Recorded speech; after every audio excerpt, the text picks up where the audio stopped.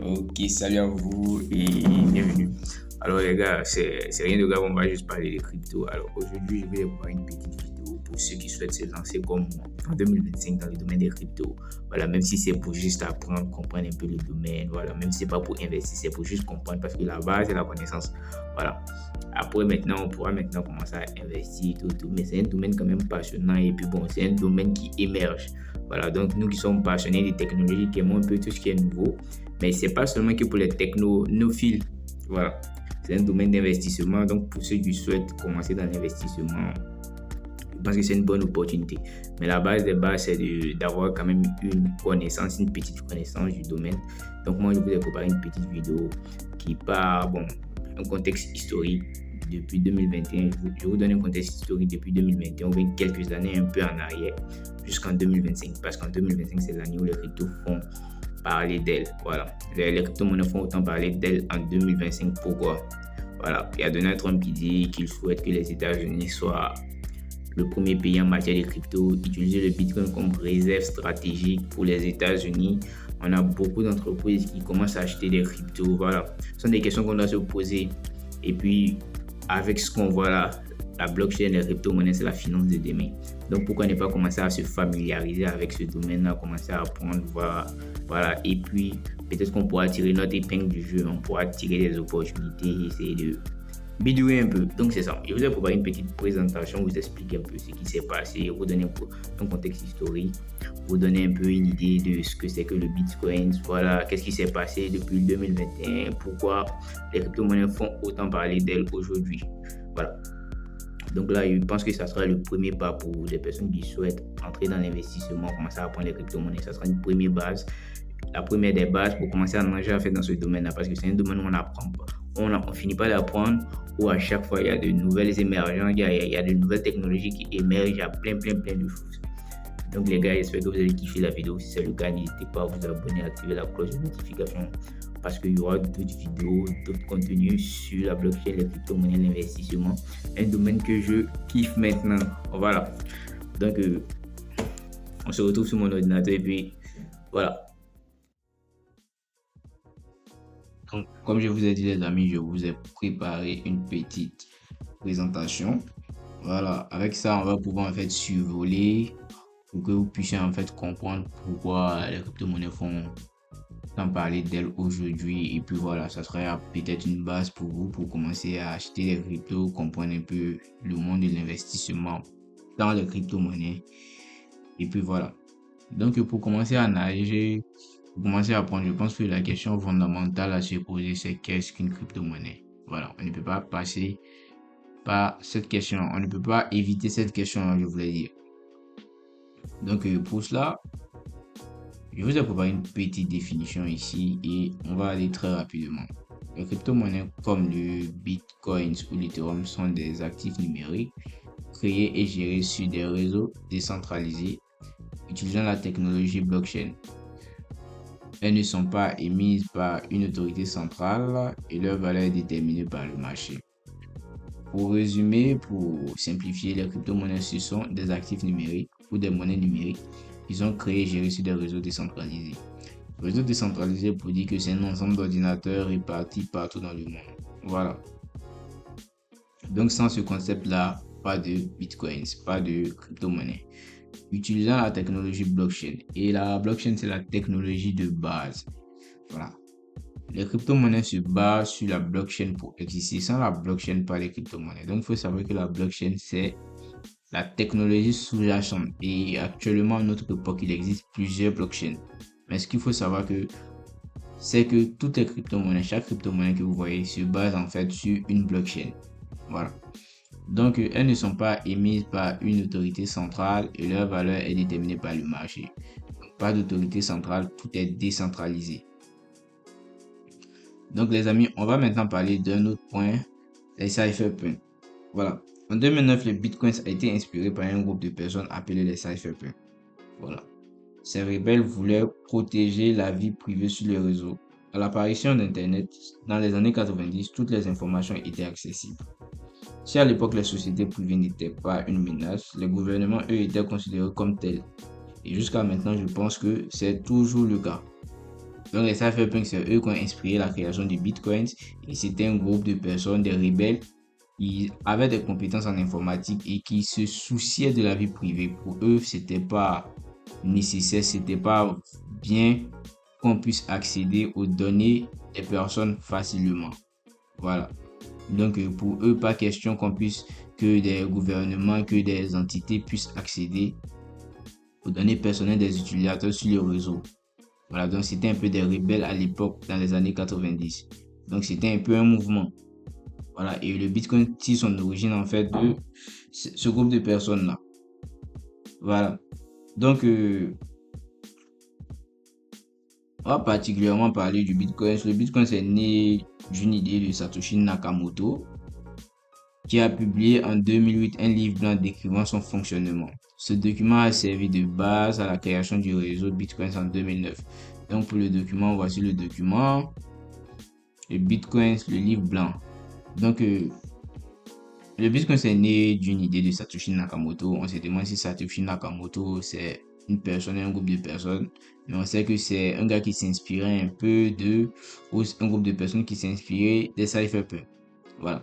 Donc, il a publié en 2008, comme je l'ai dit, un livre blanc où il explique en fait le fonctionnement du Bitcoin. Comment le Bitcoin fonctionne, comment les monnaies seront émises, tout et tout. Voilà. Donc, dans ce document-là, vous allez en fait avoir toutes les informations sur le fonctionnement du Bitcoin, électronique, cash, tout et tout. Voilà. Donc, le document, il est accessible sur Internet. À ses débuts, le Bitcoin était surtout utilisé par les passionnés de technologie qui minaient des bitcoins sur leur ordinateur personnel. Donc, on a des personnes qui ont la capacité de miner du bitcoin. Et miner du bitcoin, c'est en fait le processus qui permet en fait de créer des bitcoins, qui permet en fait de créer des monnaies. C'est comme par exemple imprimer le dollar ou le franc CFA ou le franc suisse. Voilà. C'est en fait le processus. Et tout le monde peut participer, n'importe qui, moi, vous, une fois que j'ai une puissance de calcul pour mon ordinateur est assez puissant, que j'ai une connexion Internet, je peux participer en fait au minage. Voilà, c'est décentralisé. Donc, je peux être aux États-Unis, en Côte d'Ivoire, peu importe où je me trouve. Voilà. Le concept même, c'est que ce soit décentralisé. Donc, voilà. Donc, des plateformes comme Coinbase et Binance ont vu le jour pour faciliter les échanges et des portefeuilles numériques comme Bitcoin Wallet ou Electrum permettent de gérer des Bitcoins en toute sécurité. Donc, comme vous voyez, les deux grandes plateformes qui permettent en fait d'acheter des Bitcoins sont Coinbase et Binance. Voilà, ces plateformes sont nées en fait pour permettre en fait l'achat, la vente de crypto-monnaies, tout et tout. Donc, c'est un peu ça. Maintenant, parlons en fait des objectifs du Bitcoin. Voilà. Pour cela, on a plusieurs motivations. Et la première, par exemple, c'est une alternative au système financier classique. Ici, on a besoin d'un système décentralisé, transparent et à l'abri de la manipulation. Voilà, le système actuel, le système classique qui est actuellement le dollar, le franc CFA, les banques centrales, c'est eux en fait qui contrôlent en fait le système, c'est eux en fait qui représentent le système financier actuel. Donc l'objectif du Bitcoin, c'est d'être une alternative à ce système-là. Voilà, parce que ce système-là est sujet à des manipulations et ce système-là aussi a eu à montrer beaucoup de failles à travers ce qu'on appelle des crises financières. On en a tous entendu parler, même si beaucoup n'ont pas vécu ça. Voilà. Donc, les crises financières, pendant ces crises-là, il y a ce qu'on appelle des taux d'intérêt. Ce sont des chiffres que les gars montent, qui diminuent. Voilà. Mais en fait, on a l'impression qu'ils n'ont pas le contrôle en fait de ce système-là. Ce système-là, en fait, les dépasse. C'est pourquoi on entre souvent dans ce qu'on appelle des crises financières. Voilà, donc l'objectif du Bitcoin, c'est d'être une alternative au système financier actuel. Donc, comme deuxième point, c'est transactions numériques simplifiées. Finir les intermédiaires, les frais bancaires et les délais. Et là, c'est un problème. S'il n'y a plus de frais bancaires, comment en fait ils vont se rémunérer? Bon, c'est en fait une perte de gain. Donc là, le Bitcoin, ça en fait devient en fait un casse-tête chinois en fait. Ça devient en fait, il vient créer en fait un combat. Voilà. Donc, ce qui va faire que le Bitcoin sera beaucoup combattu, le domaine des cryptos sera beaucoup combattu. Voilà. Il y aura vraiment beaucoup de difficultés à se faire accepter. On a aussi l'inclusion financière. Et ça, c'est un point qui me plaît beaucoup parce que avec l'inclusion financière, c'est l'accessibilité à tous, même ceux sans compte bancaire. Voilà. Donc, en fait, faut comprendre que tout le monde n'est pas bancarisé. Voilà, tout le monde ne possède pas de compte bancaire. Pourquoi? Parce que souvent, pour pouvoir avoir, pas souvent, normalement, pour avoir un compte bancaire, il faut en fait des papiers, il faut être à la norme, dans la norme. Alors que tout le monde n'est pas souvent dans les normes. Par exemple, pour les personnes dans les localités reculées, dans les zones reculées, voilà, il y a certains qui n'ont pas d'extrait de naissance, tout et tout. Donc souvent, envoyer de l'argent d'une personne A à une personne B qui se trouve à l'autre bout du monde, il faut passer par les banques. Et les banques vont te demander un tas de papiers. Voilà. Donc c'est compliqué en fait pour les personnes non bancarisées. Avec le Bitcoin, on n'a pas besoin de tellement d'informations sur toi. Pas besoin d'informations sur toi. Tu peux te créer un compte, on te donne une adresse et puis voilà, une fois que tu as de l'argent, tu charges ton compte en Bitcoin, tu l'envoies à ton ami à l'autre bout de la planète, tu récupères son argent, ses Bitcoins et puis il peut reconvertir en dollars suivre tout et tout. Voilà, vous voyez un peu? C'est un peu ça. On a la sécurité et la transparence. Avec la blockchain, tout est tracé et infalsifiable. Voilà, donc, vous savez, les cypherpunks, ils ont bien travaillé, ils ont réussi à mettre en place des systèmes qui permettent en fait de sécuriser les données à travers de la cryptographie, le hash, ce sont des concepts en fait informatiques qui permettent en fait la sécurité que le Bitcoin a utilisé. Voilà. On a la transparence, vous dit qu'on sait tout ce qui se passe sur la blockchain. Voilà, vous verrez ça, je vais beaucoup vous expliquer ça. Je vais plus vous expliquer ça dans le fonctionnement en fait du Bitcoin. Voilà. Et cette vidéo sera pas tellement technique. Voilà, on va juste expliquer pour survoler un peu, pour que vous ayez un peu une notion de base. Voilà. Maintenant, peut-être que je vais faire une vidéo sur le Bitcoin pour expliquer concrètement ce que c'est que le Bitcoin, ce que c'est que cette technologie. Mais pour le moment, c'est de survoler. Donc là, le Bitcoin repose sur une technologie appelée blockchain. On en a déjà parlé, qui est en fait une base de données décentralisée distribuée qui enregistre toutes les transactions. Donc, une base de données, un registre, un cahier, voilà, un endroit où on enregistre des données. Et les données, ce sont les transactions.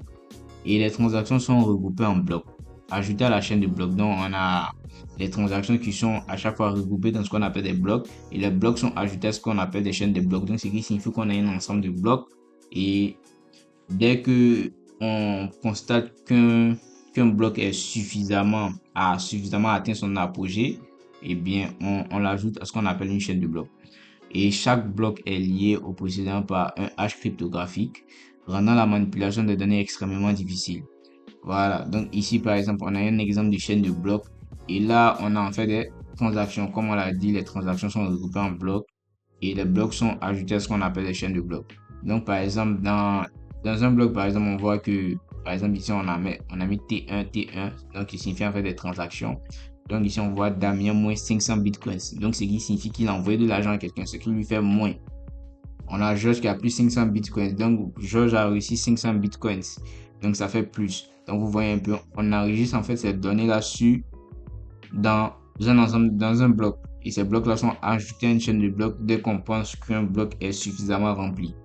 Voilà, donc c'est juste un peu ça, c'est un peu comme ça que ça fonctionne, le Bitcoin, tout et tout.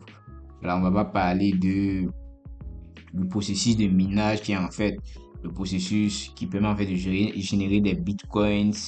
Voilà, tout et tout, résolution de problèmes cryptographiques, tout et tout. On va laisser ça pour le moment, pour une prochaine vidéo. Donc là, ça résume un peu une transaction, demande de transaction, création d'un bloc de transaction. Le bloc est envoyé aux mineurs. Comme je vous ai dit, les mineurs, ce sont en fait des personnes. Vous et moi, on peut être des mineurs. Une fois qu'on a des ordinateurs assez puissants, on peut rentrer dans le réseau, mettre nos ordinateurs à disposition du système pour que le système puisse fonctionner. Voilà, donc les mineurs valident la transaction, les mineurs sont récompensés, voilà, parce que c'est pas cadeau. Pour pouvoir participer, tu as forcément un intérêt, tu as des intérêts que tu vas recevoir. Voilà, le bloc est ajouté à la chaîne du bloc, comme on l'a déjà vu ici, la transaction est terminée. Voilà les amis. Donc c'est un peu ça. Maintenant, on va parler de la résistance. Pourquoi le Bitcoin, les crypto-monnaies ont été tant combattues? Faut dire que les crypto-monnaies font peur. Aux États-Unis, sous Joe Biden, Gary Gensler, ce gars-là, voilà, il s'appelle Gary Gensler.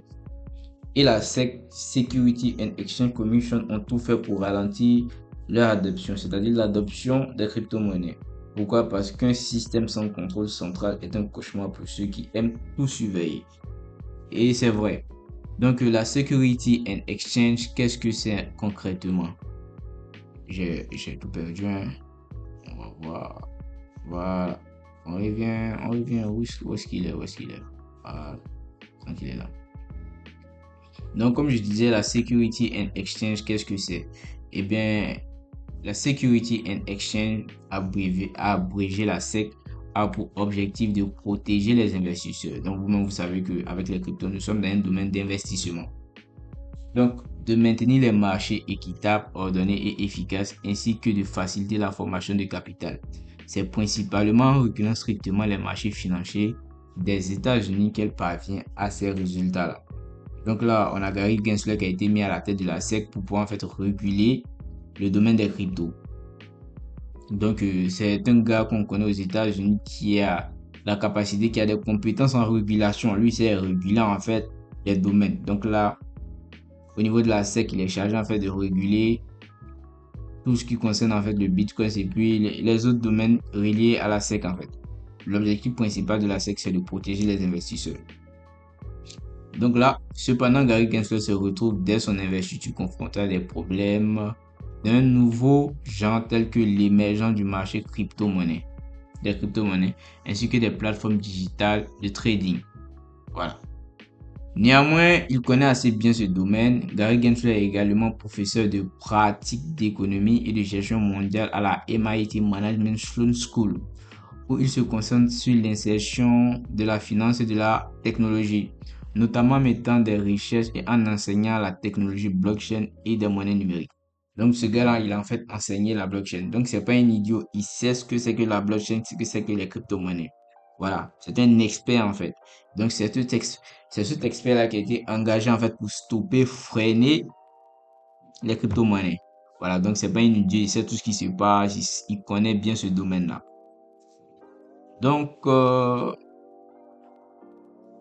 malgré ses recherches et son investissement dans les crypto-monnaies, dans le domaine cryptographique, celui-ci ne semble pas le voir d'un bon œil. En effet, il voit les crypto-monnaies et les nouveaux actifs numériques comme un Far West. Donc, il voit ça comme un endroit où on peut faire tout ce qu'on veut. Voilà. Bon, d'une part, c'est pas faux jusqu'actuellement avec ce qu'on appelle les mêmes coins, la plateforme PumpFun. Il y a beaucoup de choses qui se passent en fait. Donc, sa première position a été contre la plateforme Robinhood, une plateforme de trading sans commission. Puis, suite à son introduction en bourse, a vu le prix de son action doubler. Donc, le prix de son action doublé. Donc, il y a une plateforme Robinhood qui est entrée en bourse. Entrer en bourse, ça veut dire que quoi? C'est permettre aux investisseurs de venir maintenant investir dans votre entreprise. Voilà. Vous devenez public, en fait, vous permettez aux gens de venir investir dans votre entreprise. Donc là, l'action a doublé en 2 jours, en moins de 2 jours. Donc, selon Gary Gensler, cette forte hausse n'était pas justifiée et apparaissait comme un piège pour les investisseurs. Déjà, le gars, il n'aime pas le domaine des cryptos. Donc, quand tu vois une plateforme qui rapidement monte, eh bien, ça devient problématique. Voilà. Donc, montrant encore une fois le besoin de régulation stricte. Donc, pour lui, c'est pas régulé, c'est pas normal qu'une action dans le domaine des crypto-monnaies double en moins de 2 jours. Voilà. Pour lui, c'est pas normal, tout et tout. Voilà. Donc, il n'aimait pas en fait ce domaine-là. Et les acteurs de la crypto aussi ne l'aimaient pas. C'était réciproque, les gars. Donc, quelques exemples d'actions qu'il a menées. On a par exemple des poursuites contre Ripple et sa crypto XRP. Donc Ripple aussi, c'est une blockchain, mais une blockchain pour certaines institutions comme les banques. Voilà. Et Ripple a subi des poursuites en justice, voilà, de la SEC. Hein. Donc Ripple, c'était vraiment chaud. On a aussi de l'emprisonnement de développeurs comme ceux du protocole Tornado Cash utilisé pour renforcer la confidentialité des transactions. Donc là, on a 2 développeurs qui ont développé un protocole qu'on appelle Tornado Cash. Voilà, utilisé pour renforcer la confidentialité. Donc, c'est un protocole qui permet en fait de renforcer la confidentialité sur le réseau blockchain. Donc, vous allez faire des transactions et on ne peut pas en fait trouver vos adresses. Voilà. Donc, vous savez déjà, c'est un truc qui sera vraiment prisé par les personnes, les trafiquants, tout et tout. C'est ces gars-là. Donc, le problème, c'est que le protocole Tornado Cash a été utilisé pour des actions malveillantes. Et là, on emprisonne en fait les développeurs, ceux qui ont créé la plateforme en fait, le protocole, si je peux le dire. Donc, on va maintenant parler des innovations, après avoir parlé des résistances. Le Bitcoin, c'est juste la pointe de l'iceberg. Derrière lui se cache un univers de projets révolutionnaires, chacun apportant sa propre touche d'innovation. Ces crypto-monnaies appelées altcoins enrichissent l'écosystème et élargissent les possibilités. Donc, il n'y a pas que le Bitcoin, il y a eu d'autres cryptos qui sont nés qu'on appelle les altcoins. Donc, pour dire que Bitcoin, c'est le roi et les autres crypto-monnaies qui viennent, ce sont les autres cryptos. Voilà, les autres cryptos, les altcoins. Donc, mais prenons un exemple, par exemple, on a Ethereum créé par Vitalik Buterin. Ce gars-là, ce jeune que vous voyez là, cette crypto-monnaie dispose de sa propre blockchain, tout comme le Bitcoin. Mais ce qui la distingue, ce sont les smart contracts. Ces programmes intelligents exécutent automatiquement des actions lorsqu'un ensemble de conditions est rempli. Donc, il y a ce qu'on appelle la blockchain Ethereum qui a été créée avec la crypto-monnaie Ethereum, bien Ether. Et en plus de cela, ils ont ajouté d'autres concepts. Ils ont transcendé en fait celui du Bitcoin, le concept précédent, en ajoutant en fait ce qu'on appelait des smart contracts. Mais Ethereum ne s'est pas juste arrêté là. Avec les smart contracts, un nouveau concept est né, le Web3. Voilà. Et le Web3, c'est quoi? Une véritable révolte contre les géants de la technologie, Google, Amazon, Microsoft et Facebook. L'objectif est clair, reprendre le contrôle de nos données personnelles et garantir un Internet sans censure. Voilà, donc vous savez, comme on le dit, la blockchain, c'est pour prendre le contrôle. Voilà, un réseau décentralisé où personne ne contrôle rien. Donc là, on vient arracher en fait, l'objectif en fait du Web3, c'est d'arracher en fait le contrôle qu'ont les GAFAM, c'est-à-dire les grandes institutions Google, Facebook, Amazon sur nos données. Voilà, parce que actuellement on sait en fait tout ce qui se passe, ils vendent nos données, ils utilisent nos données à leur guise, tout et tout. Donc c'est un peu ça l'objectif en fait des crypto-monnaies, d'Ethereum plutôt. Voilà, avec le Web3, avec son concept Web3, Web 3.0, dans le Web 3. Donc, par exemple, ici, on a un article qui dit Web 3.0, how blockchain will disrupt GAFAM and surveillance capitalism. Bon, excusez-moi pour mon anglais. Donc ici, on dit comment la blockchain va perturber les GAFAM et le capitalisme de surveillance. Donc ça, c'est un article en fait qui a été écrit. Donc là, par exemple, on a quelques exemples de crypto-monnaies. Donc là, on a le numéro 1 qui est le Bitcoin qui est actuellement à 105 000 $. Pendant que je faisais la vidéo, on a Ethereum qui est à 3 000 $, on a XRP qui est à 3,18 $, on a Tether, un stablecoin, on a Solana, BNB, Dogecoin. Voilà, donc pour dire qu'il n'y a pas que le Bitcoin, il y a d'autres crypto-monnaies qui existent, les gars. Donc ils sont nés malgré la résistance aux États-Unis, malgré qu'on les mettait les bâtons dans la rue avec notre gars qui s'appelle Gary Gensler. Voilà.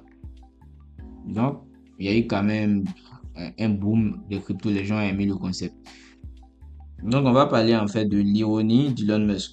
Même si Elon Musk est un fan des cryptos, il reste moqueur envers le Web3. Il n'aime pas le Web3, le concept introduit par Ethereum, qui a pour objectif en fait d'enlever le pouvoir aux GAFAM, aux grandes institutions qui ont des applications, qui possèdent en fait les meilleures applications du moment. Bon, Google, Facebook, ces institutions ont accès à nos données privées.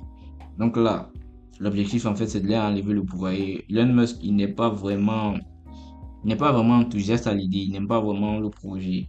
Donc il reste moqueur envers le Web3. Et là, il a fait un tweet et voici le tweet. As anyone see Web3, I can find it. Donc concrètement, quelqu'un aurait-il vu le Web3? Pas moyen de le trouver. Pas étonnant vu qu'il contrôle déjà le réseau social X, Twitter et peut-être bientôt TikTok. On pourrait croire qu'il préfère concentrer le pouvoir plutôt que de le distribuer. Donc, c'est un peu ça. Donc, les amis, on va maintenant parler de quoi? On va maintenant parler de pays à l'avant-garde. Donc là, on va parler du Salvador et de la Suisse. Donc, le Salvador, c'est quoi? C'est le premier pays à adopter le Bitcoin comme monnaie officielle. Donc, imagine payer ton café avec du Bitcoin. Donc, voilà, plus de dollars, voilà. Ils ont choisi le Bitcoin comme leur monnaie. Donc, tu achètes en Bitcoin, tu fais tout en Bitcoin. Et voici, par exemple, l'extrait d'un article que j'ai piqué sur Internet. 20 ans après le dollar, le Bitcoin était devenu la deuxième monnaie du Salvador en 2021 après l'adoption du coup du décret numéro 57 732 mots le 9 juin 2021. Il stipulait que le pays reconnaissait le Bitcoin comme monnaie légale et sans restriction ni limite pour toute transaction. Donc, malgré que les États-Unis, le gouvernement des États-Unis n'était pas favorable aux Bitcoins, eux, ils s'en foutaient en fait. On a aussi la Suisse avec ses banques légendaires. Elle s'est aussi tournée vers les cryptos, mais avec un calme typiquement helvétique. Voilà. Donc, les gars, il y a assez d'informations. Maintenant, parler un peu des performances des crypto-monnaies. Comment les crypto-monnaies ont performé. Donc, par exemple, on a Bitcoins. Donc, vous allez voir un peu.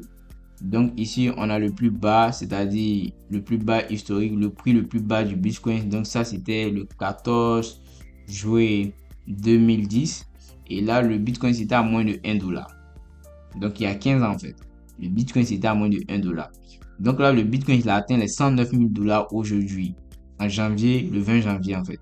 Donc, vous voyez, en fait. Donc, si tu avais la capacité d'acheter 500 Bitcoins, c'était à moins de 1 dollar. Donc là, maintenant, le Bitcoin est à 100 dollars. Tout le monde veut acheter. Donc là, vous voyez un peu. Donc, en 2015. On a aussi Ethereum. Donc, Ethereum, lui aussi, il était à moins de 100 dollars. Et là, il a atteint les 4000 dollars. Et actuellement, son prix actuel est de 3299 où je fais la vidéo. Vous voyez comment ces cryptos ont performé. On a aussi Solana qui était à moins de 1 dollar aussi, qui est passé à 245 dollars. Voilà, donc si vous souhaitez investir, vous pouvez investir, mais étudiez un peu pour voir. Étudier ces cryptos-là. Donc là, maintenant, on va parler un peu des prédictions. Il y a des gars qui ont fait des prédictions sur le Bitcoin. Donc, il y a lui qui dit que ça va atteindre les 135 000 K septembre 2025. Lui dit 150 K septembre 2025. Bon, 2025, il n'a pas précisé. Lui dit 250 K. Il y a lui qui dit 500 000 K, 500 K. Donc 500 000 dollars, 1 million de dollars, 13 millions de dollars en 2045, ça c'est en 2030. Voilà, donc il y a beaucoup de prédictions sur le Bitcoin. Donc maintenant on va parler de Donald Trump. Donald Trump, autrefois critique des crypto-monnaies parce qu'il n'aimait pas vraiment les crypto-monnaies, a changé de discours durant sa campagne en se déclarant pro-crypto. Il a gagné le soutien de nombreux acteurs du secteur, promettant de faire des États-Unis le leader mondial dans ce domaine et d'instaurer des réserves nationales de bitcoins. Donc, en gros, il a décidé d'acheter des bitcoins comme réserve stratégique. Voilà, comme par exemple, les États-Unis utilisent l'or comme réserve stratégique. Maintenant, le bitcoin, ça devient aussi une réserve stratégique. Et là, on comprend en fait que, on comprend pourquoi il y a certaines personnes qui affirment que le bitcoin, c'est en concurrence avec l'or. Voilà. Il a une quantité limitée, 21 millions de bitcoins seulement peuvent être émises. Donc, ce qui fait que il y a un concept de rareté, c'est limité en fait. Voilà, donc on a aussi le prix qui est en train de monter. Donc, voilà. Donc, il est en concurrence avec l'or. Donc là, les gars, bon, c'est un peu ça pour la vidéo. J'espère que cette vidéo vous aura plu. Si c'est le cas, abonnez-vous parce qu'il y aura beaucoup d'informations, beaucoup d'autres vidéos comme ça pour survoler certains concepts ou démystifier certains concepts, tout et tout. Voilà, donc il y a aussi un lien Telegram que j'ai mis en dessous que vous pouvez rejoindre dans lequel on discute un peu de crypto, on parle de crypto, tout et tout. Donc si vous avez aimé la vidéo, likez, abonnez-vous, partagez et puis rejoignez le groupe Telegram. Si ce, à bientôt pour une prochaine vidéo.